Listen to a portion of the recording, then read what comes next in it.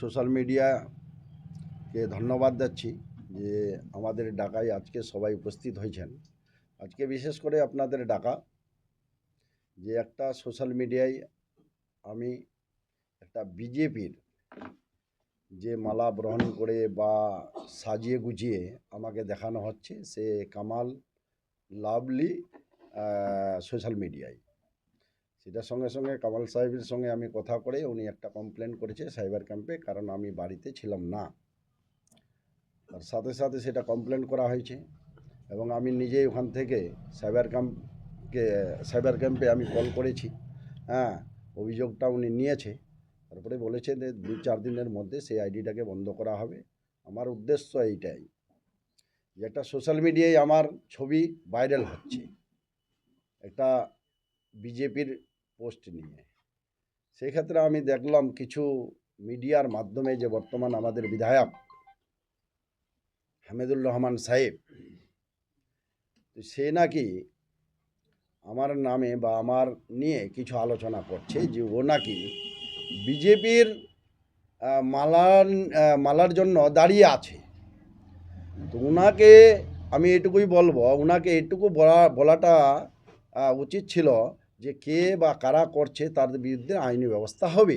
সে না বলে উস্কানিমূলক উনি বলছে।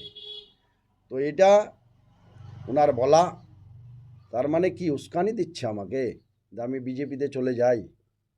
এইরকমইভাবে ওনার চিন্তা ভাবনা আছে যে আব্দুল সাত্তার নাকি বিজেপিতে চলে যাক, আমাকে ধাক্কা মারছে বিজেপির জন্য। মানুষ তো ভালো মতো জবাব দিবে। যা করছে, যে আমাকে বদনাম করার চেষ্টা, এরা কারা করছে? এরা ওদের লোক। বারবার আমরা এত শক্তিশালী আছি, সুজালি, গোবিন্দপুর, এই জিপিগুলা 100-এর মধ্যে 100% আমরা ভোট দিচ্ছি। তোমাদের নিজের জিপিগুলাতে বিরোধী ভোট পাচ্ছে, তোমাকে চিন্তা নাই। আর এখানে আব্দুল সাত্তারকে বদনাম করার চেষ্টা করার জন্য আপনি লেগিয়ে আছেন। মানুষ জবাব দিবে। ওই তো বলে না একটা যে लोहा गरम है, अगर लोहा गरम है हाथौड़ी मारने का टाइम आ गया है। मुझे बदनाम करने से पहले खुद अपने गर्दन पे झाँक करके देखो। अब हमको बदनाम करने का कोशिश कर रहे हैं, हम चले जाएंगे बीजेपी में, हैं? और आप हमें ढकेल रहे हो। इस तरह से बात करना एक विधायक हो करके, हाँ?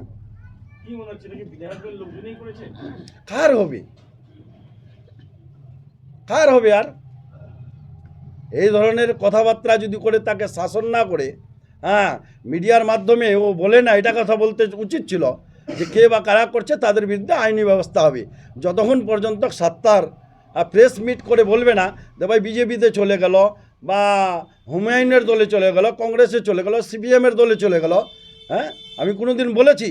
আমি পোক্তভাবে আমরা বা আমাদের যাগুলো টিম আছে, আমরা কার জন্য কাজ করি? দিদির কাজ করি, তৃণমূল কংগ্রেসের হয়ে কাজ করি। 100-এর মধ্যে 100 আমরা রেজাল্ট দিই। 100% এইভাবে চক্রান্ত করছে। আর কে করবে? কারা করছে? একটা আব্দুলকে নিয়ে আমরা গোটা সুজালি, গোবিন্দপুর, লক্ষ্মীপুর, মাঝিয়ালি, এই যতগুলা চুটিয়াখোর, এই যতগুলা আছে সবাই আমরা আতঙ্কে ছিলাম। সেই আতঙ্ক থেকে আমরা বের হয়েছি। আবার যাচ্ছে, শুনতে তো পারছি আমরা কোথায় কোথায় মিটিং হচ্ছে, কার সাথে মিটিং হচ্ছে, মানুষ জবাব দিবে। এইভাবে মানুষকে আর শোষণ করা যাবে না। আমি আগেই বলেছিলাম যে মানুষকে আর শোষণ করতে দিব না। আর আগামী দিন এটা সত্য, কোনো মানুষ আর শোষণ হবে না। আগামী 2026-এ আপনারা দেখবেন এইবারে যেগুলো এইভাবে ভাবমূর্তি নিয়ে রাজনীতি করে তাদের রাজনীতি শেষ হবে, অবশ্যই হবে।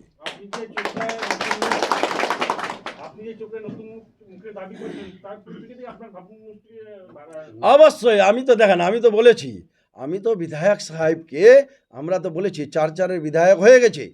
আমরা তো চাচ্ছি উনি আরও আগে যাক, কেন্দ্রে যাক, এমপি হবে, আমাদের এলাকার একটা নাম হবে, আমরা তো চাচ্ছি। আর চোপড়াতে আমরা নতুন মুখ চাচ্ছি। আমরা তো আজকে না, আগেও বলেছি, আজকেও বলছি যে চোপড়াতে আমরা নতুন মুখ চাই। সেই জন্য মনে হয় এটাই হবে। আমরা তো চাচ্ছি যে আমাদের বিধায়ক যদি এখানকার এই এলাকার চোপড়া বিধানসভা থেকে যদি আমাদের একটা এমপি হয়, হ্যাঁ, তাহলে চোপড়ার কত নাম হবে যে না আমার এলাকাতেই আমাদের এমপি আছে, সেন্ট্রালে আছে, কেন্দ্রে আছে। তো এই ব্যাপারে আপনি সার্ভে কামে কমপ্লেন করেছেন নিজে? হ্যাঁ, আমি করিনি, আমি অ্যাকচুয়ালি বাইরে ছিলাম, আমি সপ্তাহ 10 দিনে বাইরে ছিলাম, বাইরে থেকে আসতেছি আমি কালকে সন্ধ্যায়, সঙ্গে সঙ্গে আপনাদেরকে কল করে ডাকানো হয়েছে, প্রেস মিট করানো হয়েছে।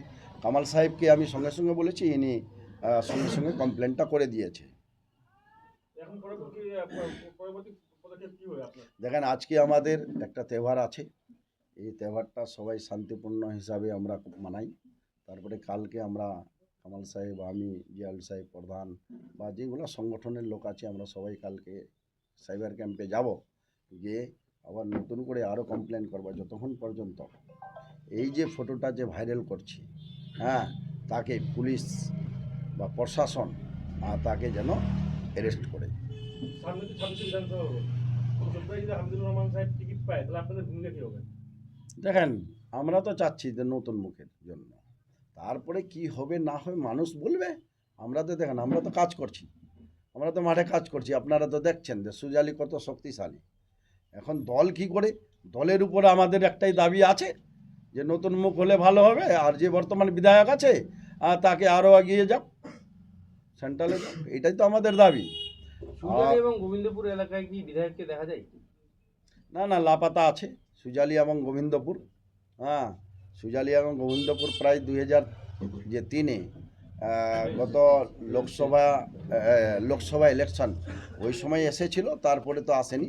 আর গোবিন্দপুর সুজালি আমরা ভেস্ট লাইনে আছি, তবে এইবারে আমরাও সেটাকে রেকর্ড করার জন্য লেগিয়ে আছি, যেন শুধু ভেস্ট লাইনে না থাকি, সেটা যেন আমাদের রেকর্ডও হয়।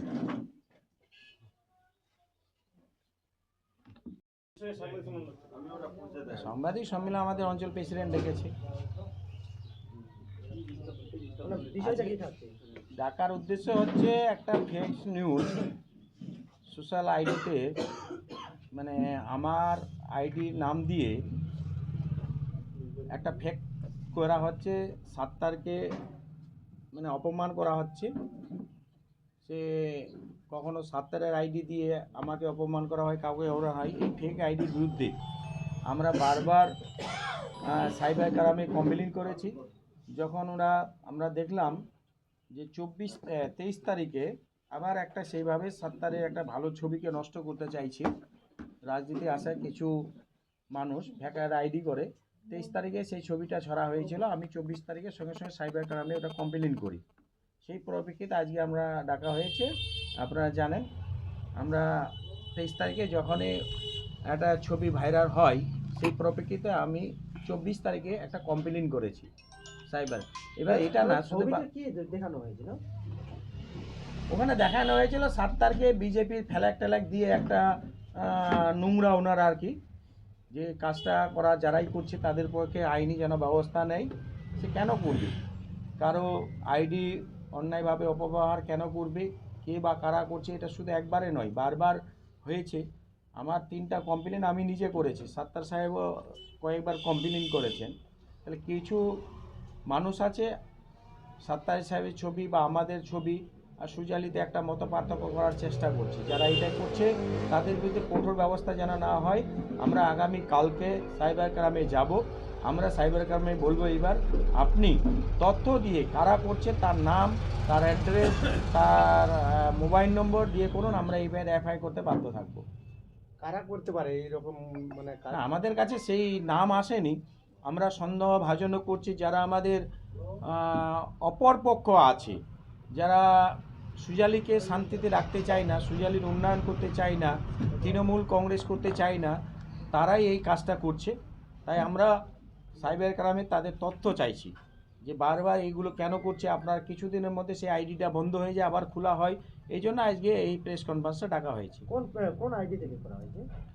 কখনো দিয়েছে লাভলি কামাল, কখনো দিয়েছে সাত্তার, কখনো দিচ্ছে অমুক এইগুলো আইডিতে, কখনো একটা নতুন কি যেন ফোকাস, উত্তর দিনাজপুর ফোকাস, হ্যাঁ, এটাই করছে। এই আইডিগুলো কে চালাচ্ছে তাদের বিরুদ্ধে পুরো আইনি ব্যবস্থা নেওয়া হোক, তাদের বিরুদ্ধে আমরা এফআইআর করতে বাধ্য আছি।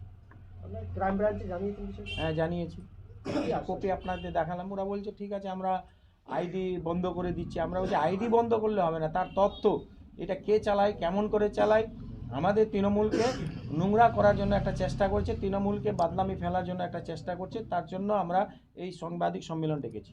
আপনাদের কি মনে হচ্ছে যে বিধায়কপন্থীর লোকজন এরকম করছে? না না, আমরা কে পন্থী ওগুলো আমরা করতে চাই না। যারা এই সুজালিকে শান্তি রাখতে চায় না, যারা সুজালি নিয়ে জ্বলন হয়, আমরা যে সুজালি সবাই একসঙ্গে আছি এবং সমস্ত ভোটার তৃণমূল কংগ্রেসের দিকে ঝুঁকে আছে। আজকে যারা তৃণমূলকে পছন্দ করে না, তৃণমূলকে বদনাম করার জন্য এই কাজটা করছে, তাদের বিরুদ্ধে অ্যাকশন নেওয়ার জন্য আমরা প্রশাসনকে অনুরোধ করছি। বিধানসভা নির্বাচনের আগে এইরকম যে কার্যকলাপ কি মনে হচ্ছে?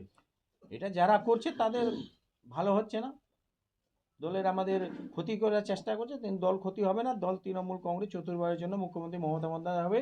আমি আপনাকে বলছি গতবারের চেয়ে দিব্যি জোর গলায় বলছি, যাভাবে এসআরসি থেকে নিয়ে শুরু করে এনআরসি থেকে শুরু করে নিয়ে আজকে মানুষকে হয়রানি করাচ্ছে, নোটবন্দি থেকে নিয়ে জিএসটি থেকে নিয়ে বাজেট হলো সামনে, বাজেটে বাংলায় কিছু পাওয়া যায়নি, বাংলাকে বঞ্চিত করা হচ্ছে। এটা নিয়ে মানুষ যোগ্য জবাব দিয়ে 2026-এ চতুর্থবার মুখ্যমন্ত্রী মমতা বন্দ্যোপাধ্যায় হবে। গতবার চেয়ে সিট বাড়বে। মানে চোপড়া বিধানসভায় একটা আলোচিত মুখ হয়ে এই মুহূর্তে দাঁড়িয়েছে আব্দুল সাত্তার, তাকে বদনাম করে নাকি এটা একটা চোপড়া? তার যে একটা ভালো ছবি আছে, সত্তলা ছবি আছে, এবং রাজনীতিতে তিনি সচ্ছলভাবে রাজনীতি পরিষেবা দিচ্ছেন, মানুষের পাশে দাঁড়াচ্ছেন, সে তার ছবিটাকে নষ্ট করার জন্য কিছু লোক চক্রান্ত করছে।